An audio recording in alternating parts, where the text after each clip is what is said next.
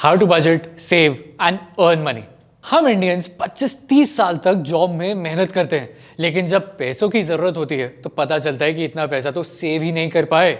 सोचो, 30 साल तक हर दिन इतनी मेहनत, इतना स्ट्रगल करके भी अगर पैसों की वजह से परेशान होना पड़े, it feels a little unfair, है ना। मैं आपको आज एक 3 स्टेप फ्रेमवर्क दूंगा, एकदम सिंपल एंड प्रैक्टिकल स्ट्रैटेजी। क्योंकि देखो, अगर सैलरी बढ़ने से लाइफ नहीं बदली तो स्ट्रैटेजी बदलनी पड़ेगी। अगर आपने ये समझ लिया ना, मनी का stress will disappear. Let's start with step 1, budgeting. Budgeting वो है जो आपके पैसों के स्ट्रेस को कॉन्फिडेंस में कन्वर्ट करेगी। काफी लोगों को लगता है कि बजटिंग का मतलब है कट एवरीथिंग। लोगों को पता ही नहीं है कि उनके पैसे आखिर कहाँ और कैसे खर्च होते हैं। बट रियल बजटिंग का मतलब काफी सिंपल है। You tell your money where to go before it decides to disappear. और जब ये क्लैरिटी ना हो तो सैलरी के सहारे पूरी लाइफ काटनी पड़ती है। रिटायरमेंट फंड तो भूल जाओ। Budgeting is not a punishment, it's actually peace. अब इसको समझने के लिए कुछ कॉन्सेप्ट्स समझने पड़ेंगे। सबसे पहला कॉन्सेप्ट आता है 50-30-20 रूल। अब इस रूल को फॉलो करने के लिए आपको अपने पैसों को 3 पार्ट्स में डिवाइड करना होगा। सबसे पहले 50% जाता है नीड्स को, जैसे घर, बिजली का बिल, EMIs, ग्रोसरीज, वही सब बेसिक चीजें जिनको इग्नोर नहीं किया जा सकता। फिर नेक्स्ट कैटेगरी थोड़ी इमोशनल है, 30% फॉर वांट्स, जैसे शॉपिंग, मूवीज, कैफे स्पेंडिंग्स। अब ये कैटेगरी की लिस्ट तो कितनी लंबी जा सकती है आपको पता ही होगा। अब बचा last category and that is 20%, जो डायरेक्टली जाता है सेविंग्स और इन्वेस्टमेंट्स में। और यही कैटेगरी सबसे ज्यादा इंपॉर्टेंट है। पर इधर ही लोग सबसे बड़ी गलती करते हैं। उन्हें लगता है कि पहले खर्चा करो और फिर कुछ बचा लो, सेव कर लो। But the real game change is जब आप पहले सेव करो और फिर खर्चा करो। और इसी से लिंक्ड है हमारा next concept and that is first पे योरसेल्फ। सैलरी आई तो सबसे पहले अपने ही फ्यूचर सेल्फ को पैसे दो। अब आप सोच रहे होंगे कि ये तो सिर्फ रिच लोगों के लिए होता है, पर ऐसा नहीं है। चाहे आप 15,000 सेव कर रहे हो या सिर्फ 2,000, डिसिप्लिन का वैल्यू अमाउंट से ज्यादा इंपॉर्टेंट होता है। आज अगर ऑटोमेटिकली एक स्मॉल SIP डिडक्ट हो गया, सोचो आपने बिना एफर्ट डाले फ्यूचर सिक्योर कर लिया, और बाकी खर्चा तो अपने आप एडजस्ट हो ही जाता है। अब नेक्स्ट कॉन्सेप्ट है जीरो बेस्ड बजटिंग। इसमें महीने की सैलरी का एक एक पैसे का पर्पस क्लियर होना चाहिए, क्योंकि जब पैसों को एक क्लियर डायरेक्शन मिलती है ना, तभी इम्पल्सिव स्पेंडिंग कम होती है और एक फाइनेंशियल क्लैरिटी आती है। जब सब कुछ इतना डिजिटल हो ही गया है तो बजटिंग भी डिजिटल होनी चाहिए। कुछ ऐप्स या टूल्स हैं जो आप यूज कर सकते हो to make your work much easier. Point ये है कि जब आप अपने पैसे का मैप बना लेते हो ना, तभी पता चलता है कि आप कितना वेस्ट कर रहे थे बिना रियलाइज करे। चलो एक रियलिस्टिक एग्जांपल लेते हैं ताकि क्लैरिटी और सॉलिड हो जाए। इमेजिन आपकी मंथली इनकम है ₹50,000। अगर आप 50-30-20 रूल फॉलो करते हो तो अराउंड 25,000 डायरेक्टली नीड्स में जाएंगे। रेंट, ग्रोसरीज, पेट्रोल, EMIs सब इसमें आ जाएगा। वांट्स में ₹15,000 जाएंगे और बचे हैं ₹10,000 straight to savings and investments. लेकिन अगर आप थोड़ा और स्मार्ट डिसीजन लेना चाहते हो तो जीरो बेस्ड बजटिंग लगाओ। हो सकता है कि आपको लगे कि ₹15 के वांट्स में ज़्यादा है, तो आप उसे 13 के भी कर सकते हो। डिलीवरी का खर्चा थोड़ा कट कर दो, यूजलेस सब्सक्रिप्शंस कैंसिल कर दो और बचे हुए 2 के एक्स्ट्रा सेविंग्स में डाल दो। देखा, इसी को कहते हैं बजट को अपनी लाइफ के अकॉर्डिंग पर्सनलाइज करना। अब बजटिंग का तो सॉर्टेड है। The next big question that often comes is how to actually save money. काफी लोग बोलते हैं सैलरी कम है यार, इसलिए सेविंग्स नहीं हो पाती। पर असली प्रॉब्लम तो मनी लीकेज है, सैलरी का कम होना नहीं। अब यार आखिर ये लीकेजेस है क्या? सबसे कॉमन लीकेज है खाना। Yes, food. मूड स्विंग्स हुए नहीं कि खाना ऑर्डर कर दिया, दिन का 400-500 कैसे एक ऑर्डर में खर्च हो जाते हैं पता भी नहीं चलता। और अब आप सोचो कि यही पैसे अगर SIP में लगते तो फ्यूचर में कितना ग्रो करते। तब रियलाइज होगा कि रियल नुकसान तो कन्वीनियंस की वजह से हुआ है। इसका सिंपल हैक बताऊं, वीकडे डिलीवरी कम करो, वीकेंड का प्लान बनाओ। घर का सिंपल खाना सबसे बड़ा पैसे बचाने वाला टूल है। फिर आते हैं EMIs। आजकल फ़ोन भी EMI पे, वकेशंस भी EMI पे। पर EMI का मतलब होता है आप फ्यूचर की इनकम को आज खर्च कर रहे हो। ज़रूरी चीज़ें लाइक एजुकेशन और होम लोन ठीक है, पर लाइफस्टाइल EMI सिर्फ टेंशन देती है। आप फाइनेंशियली स्टक फील करने लगते हो। एक और बड़ा लीकेज है ये सब्सक्रिप्शंस। हम एक ही साथ इतने ऐप्स पर सब्सक्रिप्शन ले लेते हैं कि जिनकी ज़रूरत भी नहीं होती। इसका सॉल्यूशन बस ये है कि एक टाइम पर एक ही सब्सक्रिप्शन लो, बाकी सब कैंसिल कर दो। और अभी करो। एक और बड़ी प्रॉब्लम जिसकी हमने बात की थी वो है इम्पल्सिव बाइंग। मोस्टली हर कोई इस प्रॉब्लम का शिकार है। इस प्रॉब्लम का सोल्यूशन है द 24 आवर रूल। जो चीज़ खरीदने का मन हो उसको इंस्टेंटली मत लो, एक दिन का वेट करो। 90% चांसेस आर कि आपको वो सेम चीज़ नेक्स्ट दिन इंपॉर्टेंट या उतनी अच्छी लगेगी ही नहीं। अब बात करते हैं दूसरे इंपॉर्टेंट कॉन्सेप्ट के बारे में, जो है ऑटोमेटेड सेविंग। ये लिटरली गेम चेंजर है यार, क्योंकि जब सेविंग आप manually end of the month करते हो तब कुछ बचता ही नहीं है। बट ऑटोमेटेड सेविंग का फंडा ये है कि सैलरी आते ही एक फिक्स अमाउंट ऑटोमेटिकली दूसरे अकाउंट, एफडी, एसआईपी या सेविंग बकेट में मूव हो जाता है। अब एक अप्रोच के बारे में बात करते हैं, जो है सेविंग्स फंड बेस्ड अप्रोच।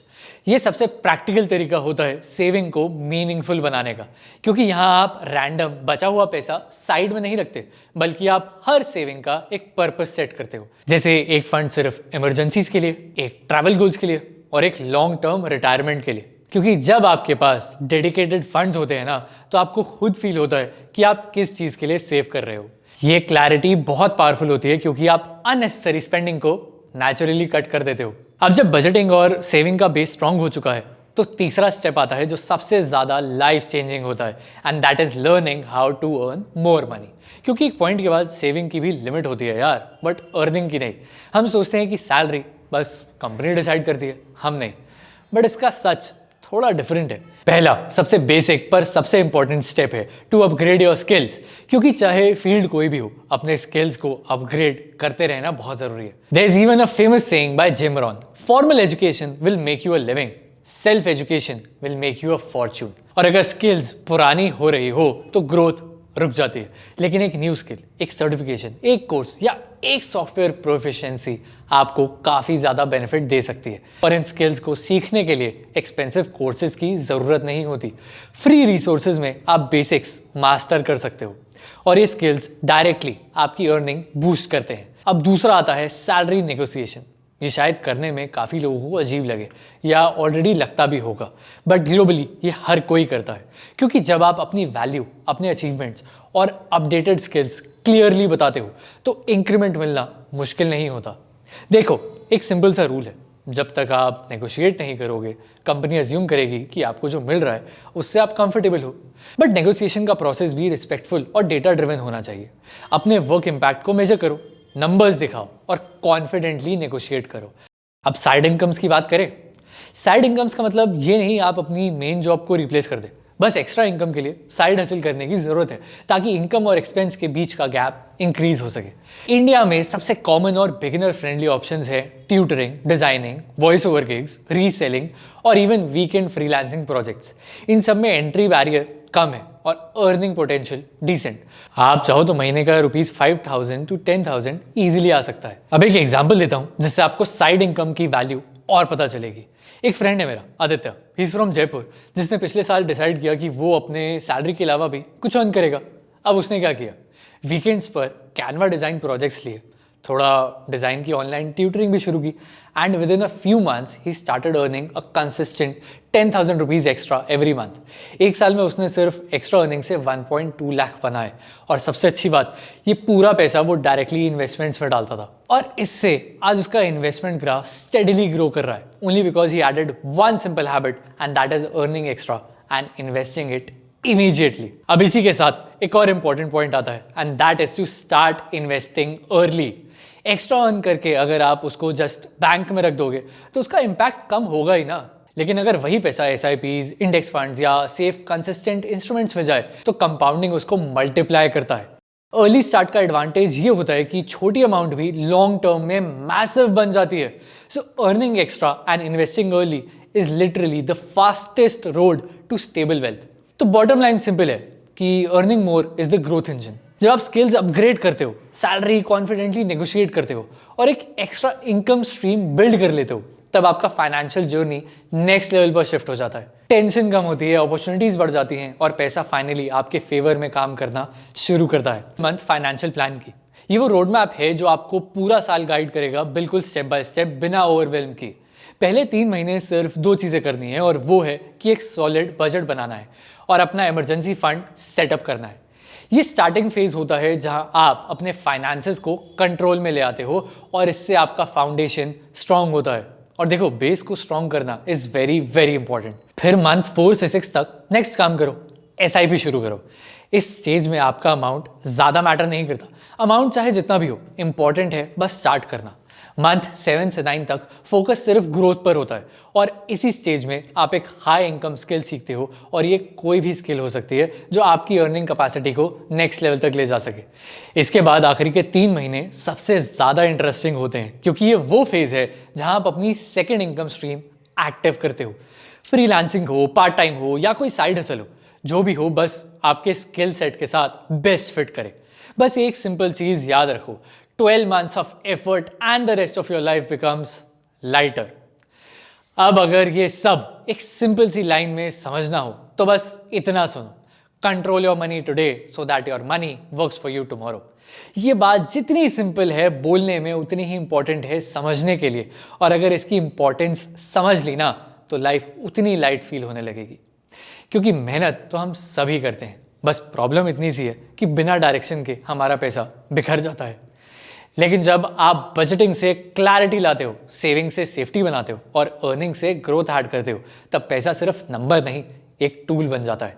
इसलिए डायरेक्शन बहुत इंपॉर्टेंट है, because without direction even hard work gets lost.